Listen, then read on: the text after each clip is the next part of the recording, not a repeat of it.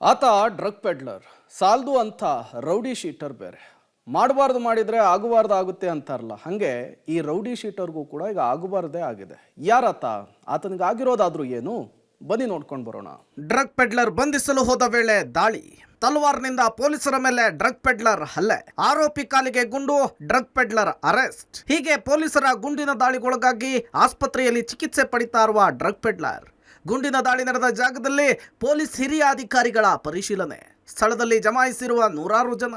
ಇಷ್ಟೆಲ್ಲ ದೃಶ್ಯ ಕಂಡು ಬಂದಿದ್ದು ಬೆಂಗಳೂರು ಗ್ರಾಮಾಂತರ ಹೊಸಕೋಟೆಯಲ್ಲಿ. ಹೌದು, ಹೊಸಕೋಟೆಯ ಟೋಲ್ ಪ್ಲಾಜಾ ಬಳಿ ಡ್ರಗ್ ಪೆಡ್ಲರ್ ಮೇಲೆ ಪೊಲೀಸರು ಗುಂಡಿನ ದಾಳಿ ನಡೆಸಿದ್ದಾರೆ. ಇವತ್ತು ಮಧ್ಯಾಹ್ನ ಹೊಸಕೋಟೆ ಟೋಲ್ ಬಳಿಯ ಪಕ್ಕದಲ್ಲಿ ಮೂವರು ಗಾಂಜಾ ಮಾರಾಟ ಮಾಡ್ತಾ ಇದ್ದದ್ದು ಕಂಡು ಬಂದಿದೆ.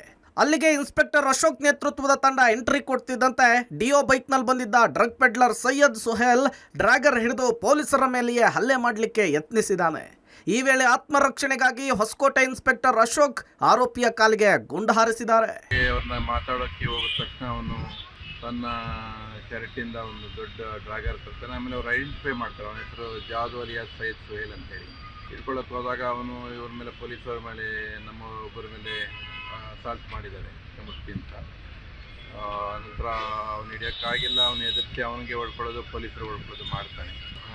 ನಿಯಂತ್ರಣಕ್ಕೆ ತರೋಕ್ಕಾಗದ ಕಾರಣ ಮತ್ತು ಅಲ್ಲೇ ಮಾಡೋ ಪೊಲೀಸರ ಮೇಲೆ ಕರ್ತವ್ಯಕ್ಕೆ ಅಡ್ಡಿಪಡಿಸ್ತಾ ಇದ್ದಿದ್ದ. ಮತ್ತು ಅವನು ಪ್ರಾಣಕ್ಕೆ ಸಂಚಿಕಾರ ತರ್ತಾನೆ ಅನ್ನೋ ಉದ್ದೇಶದಿಂದ ಅವನ ಮೇಲೆ ಫೈರ್ ಮಾಡಿ ಅವನು ಚೆಕ್ ಪಡೆದಿದ್ದೀವಿ. ಅವನಿಗೆ ಕಾಲಿಗೆ ಏಟಾಗಿದೆ, ಈಗ ಆಸ್ಪತ್ರೆಯಲ್ಲಿ ಇದ್ದಾನೆ.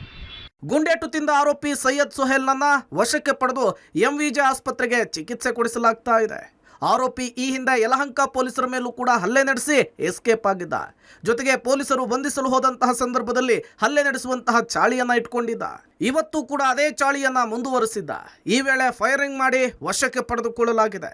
ಬಂಧಿತನಿಂದ ಈ ಹಿಂದೆ 10 ಬೈಕುಗಳನ್ನು ವಶಕ್ಕೆ ಪಡೆದುಕೊಳ್ಳಲಾಗಿತ್ತು. ಜೊತೆಗೆ ಆರೋಪಿ ಹೊರ ರಾಜ್ಯಗಳಿಂದ ಗಾಂಜಾವನ್ನ ಖರೀದಿಸಿ ಹೊಸಕೋಟೆ ಟೋಲ್ ಬಳಿ ಸೇಲ್ ಮಾಡ್ತಿದ್ದ.